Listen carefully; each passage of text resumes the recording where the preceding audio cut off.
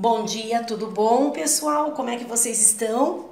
Hoje nós vamos estudar sobre evolução, né? Começamos aí uma parte diferente do nosso conteúdo, né? Então a evolução biológica, né? A diversidade das espécies, né? As teorias evolutivas. Então vamos lá. Segundo o pensamento predominante no século XVIII, cada espécie teria surgido de maneira independente e permaneceria sempre com as mesmas características, ou seja, as espécies não mudariam, embora algumas pudessem se extinguir. É a ideia que ficou conhecida como fixismo. Desde meados do século XVIII, a hipótese de uma transformação das espécies, que é o transformismo ou transmutação das espécies, passou a ser defendida por alguns cientistas para explicar a diversidade das espécies e a existência de fósseis de organismos diferentes dos organismos atuais. No início do século XIX, o naturalista Lamarck sugeriu um mecanismo para explicar a transformação das espécies. Contrariando as ideias fixistas da época, Lamarck defendia que os organismos atuais surgiram de outros mais simples e teriam uma tendência a se transformar gradualmente de seres mais simples em seres mais complexos. Lamarck dizia que a evolução das espécies era guiada por necessidades internas do organismo. Atualmente, Lamarck é mais conhecido por defender duas leis que explicariam a adaptação dos seres vivos: a lei do uso e desuso e a lei da herança das características adquiridas. No entanto, na época de Lamarck, era comum a crença nessas ideias, que além de não terem sido criadas por ele, tinham um papel secundário em sua teoria. De acordo com a primeira lei, um órgão desenvolvia-se com o uso e atrofiava-se com o desuso. Assim, a língua comprida do tamanduá ou a do camaleão, por exemplo, teriam se desenvolvido em resposta às suas necessidades alimentares e ao uso desse órgão. Esses dois animais usam a língua para capturar e comer insetos. Do mesmo modo, um halterofilista desenvolveria seus músculos com exercícios e essa característica passaria para os seus filhos. Essa lei apresenta uma verdade apenas parcial, porque o ambiente só pode alterar as características do organismo dentro de certos limites pré-determinados pelo gene. Isso se chama norma de reação. Assim, embora a altura de uma pessoa possa variar, dependendo das condições em que ocorra o seu crescimento, essa variação não ultrapassará determinados valores máximos e mínimos previstos pelos genes dessa pessoa. Além disso, para certas características, o efeito do ambiente e o uso e desuso têm pouca ou nenhuma, influência. Por exemplo, nossa percepção visual não aumenta com o uso dos olhos.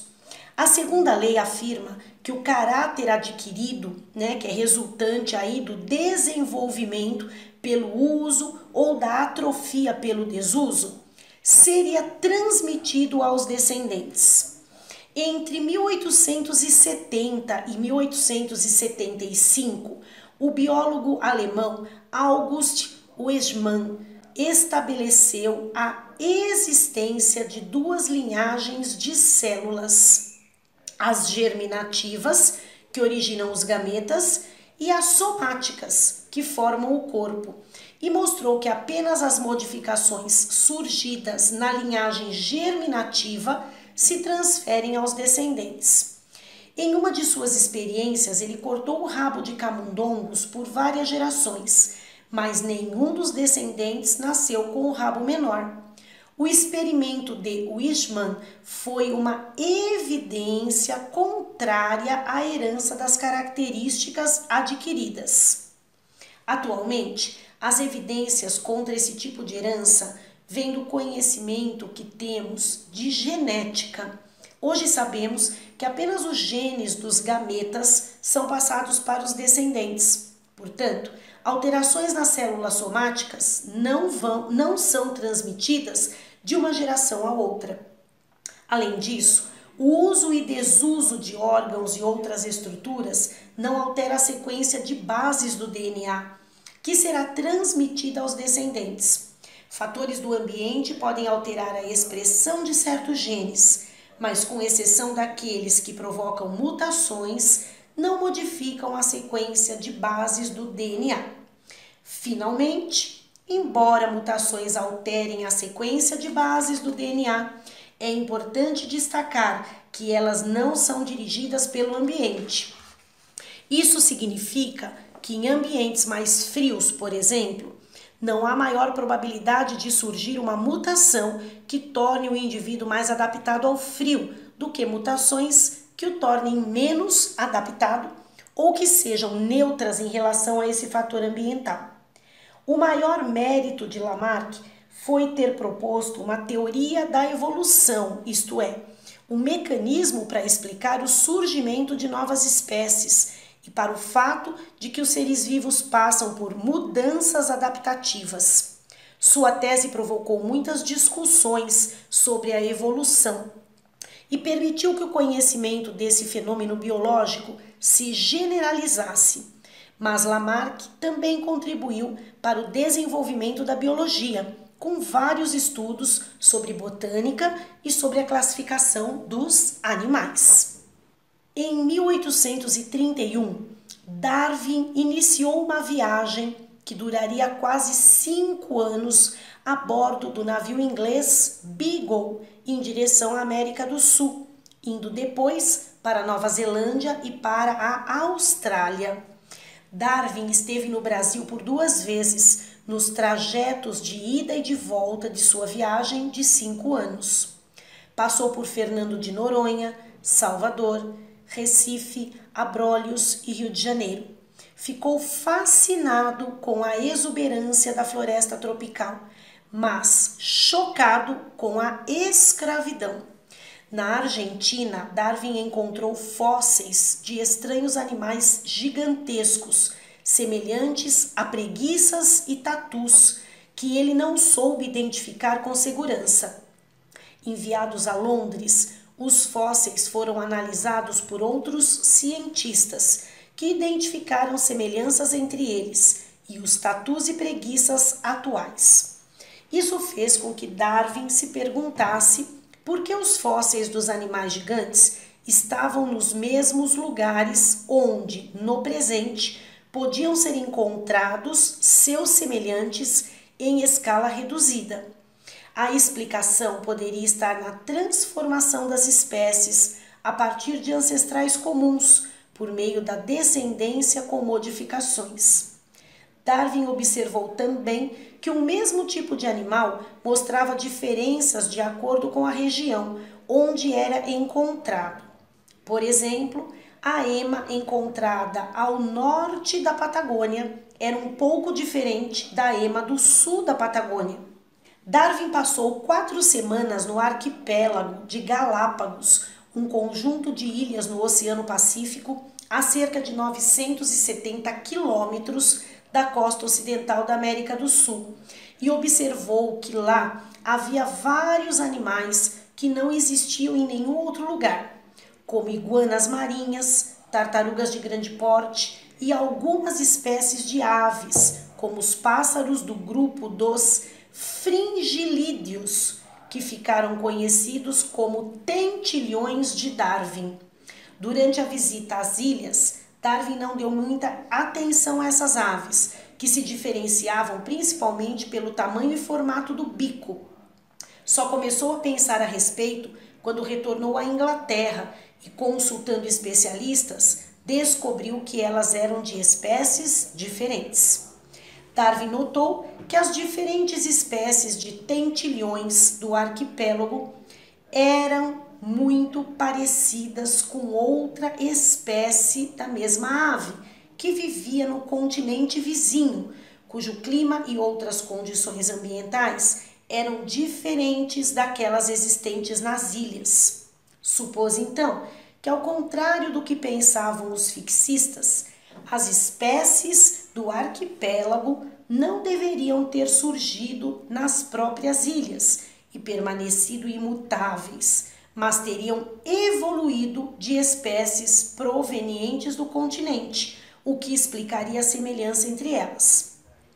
Ao longo do tempo, essas espécies teriam se adaptado às condições do ambiente. Por exemplo, o formato do bico estaria adaptado ao tipo de alimentação disponível no local ocupado por elas. Agora vamos pensar, por que as ilhas do arquipélago, que apresentavam solo e clima muito semelhantes, não tinham a mesma flora e a mesma fauna? Por que elas apresentavam flora e fauna muito mais parecidas com as existentes nas regiões continentais vizinhas do que parecidas entre si?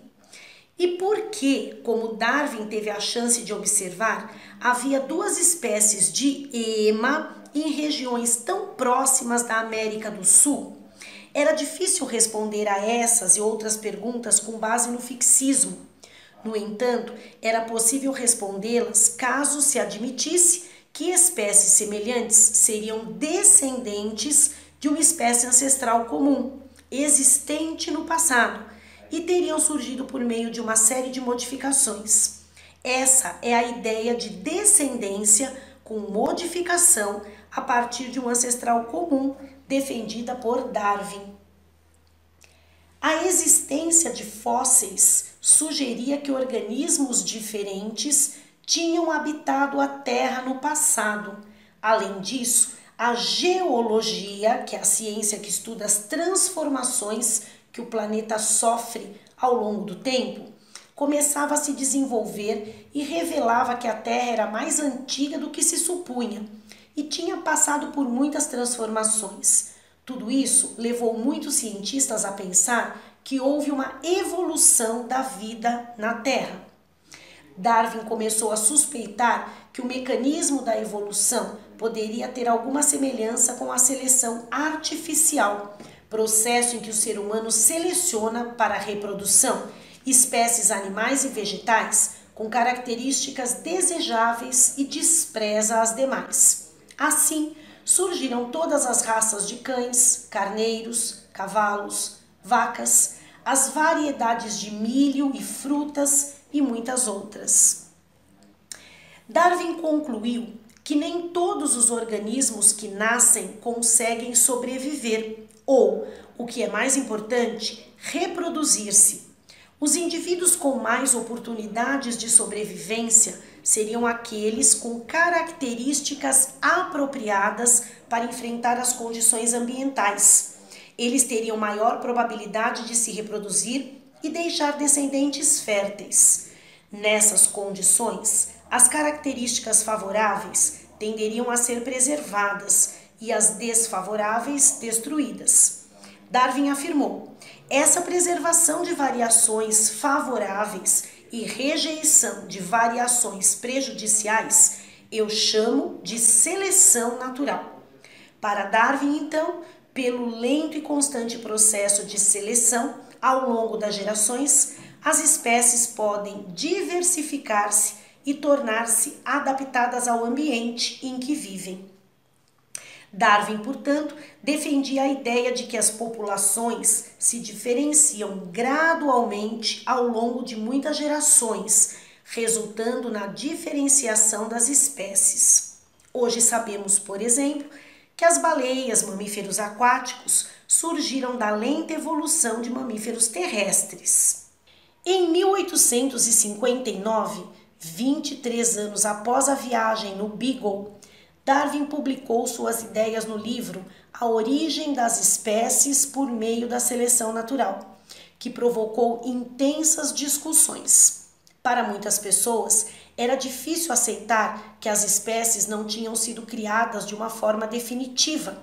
Afinal, ninguém podia ver uma espécie se transformando em outra. Mas difícil ainda era aceitar que a própria espécie humana tinha surgido por evolução de outros animais. O mecanismo da evolução proposto por Darwin resume-se em algumas etapas. Os indivíduos de uma mesma espécie mostram muitas variações na forma e na fisiologia. Boa parte dessas variações é transmitida aos descendentes. Se todos os indivíduos de uma espécie se reproduzissem, as populações cresceriam de forma acelerada, em progressão geométrica. Como os recursos naturais são limitados, os indivíduos de uma população lutam por sua sobrevivência e pela de sua prole. Apenas alguns, chamados por Darwin de mais aptos, sobrevivem e deixam filhos, ou seja, seleção natural. A sobrevivência e a possibilidade de reprodução dependem das características desses indivíduos, que por serem hereditárias serão transmitidas a seus filhos. Pela seleção natural, as espécies serão representadas por indivíduos adaptados ao ambiente em que vivem. As conclusões de Darwin não foram logo publicadas. Ele continuou recolhendo provas e trabalhando em sua teoria por mais de 20 anos após a viagem a bordo do Beagle. Em 1858, Darwin recebeu um pequeno manuscrito do cientista inglês Alfred Russel Wallace, intitulado A Tendência das Variedades de se afastarem indefinidamente do tipo original. Para sua surpresa, Wallace tinha chegado às mesmas conclusões que ele. Um resumo do trabalho de Darwin e o ensaio de Wallace foram publicados em conjunto por uma instituição científica. Em 1859, saiu a primeira edição do livro de Darwin, A Origem das Espécies por Meio da Seleção Natural. Embora alguns cientistas prefiram falar em teoria de Darwin-Wallace, Darwin tem o mérito de ter apresentado imensa série de evidências a favor de sua teoria e, por isso, para muitos cientistas, esse seria o principal motivo da teoria da evolução ser mais identificada com o nome dele do que com o de Wallace. Outros também lembram o maior prestígio científico e social de Darwin na época. Darwin considerou a existência de um parentesco generalizado entre as espécies, até mesmo a humana. Para ele, as espécies estavam relacionadas evolutivamente, ou seja, compartilhavam um ancestral em algum ponto de sua história evolutiva. Mas o principal problema dessa ideia era a falta de uma teoria que explicasse a origem e a transmissão das variações. Darwin não sabia explicar como indivíduos com novas características, uma girafa com um pescoço maior que o de seus pais, por exemplo, poderiam surgir, visto que os genes, a mutação e a recombinação genética resultante da meiose e da fecundação no processo de reprodução sexuada não eram conhecidos na época. Argumentava-se contra Darwin, por exemplo, que de acordo com a teoria da herança misturada, aceita na época, uma nova característica, mesmo vantajosa, tenderia a se misturar com a característica antiga ao longo das gerações, em virtude dos cruzamentos entre indivíduos diferentes. Hoje, sabemos que os alelos de um gene são transmitidos às gerações seguintes sem se misturarem. Darwin não conseguiu responder satisfatoriamente às críticas, pois desconhecia a mutação e as leis da hereditariedade de Mendel e atribuiu a transmissão de características entre gerações a hipotéticas gêmulas que migrariam dos tecidos até os órgãos sexuais e que, uma vez lá, se multiplicariam, sendo transmitidas às gerações seguintes. Darwin também admitia que, além da seleção, em certos casos, poderia ocorrer a herança dos caracteres adquiridos. Entretanto, dada a falta de evidências acerca desses mecanismos de hereditariedade, muitos cientistas permaneciam céticos a respeito de sua teoria e várias teorias alternativas foram defendidas. Muito bem. Paramos por aqui. Numa próxima aula nós vamos dar continuidade a esse assunto. Na próxima aula a gente vai estudar a teoria sintética da evolução. Qualquer dúvida, estou à disposição de vocês. Até a próxima aula.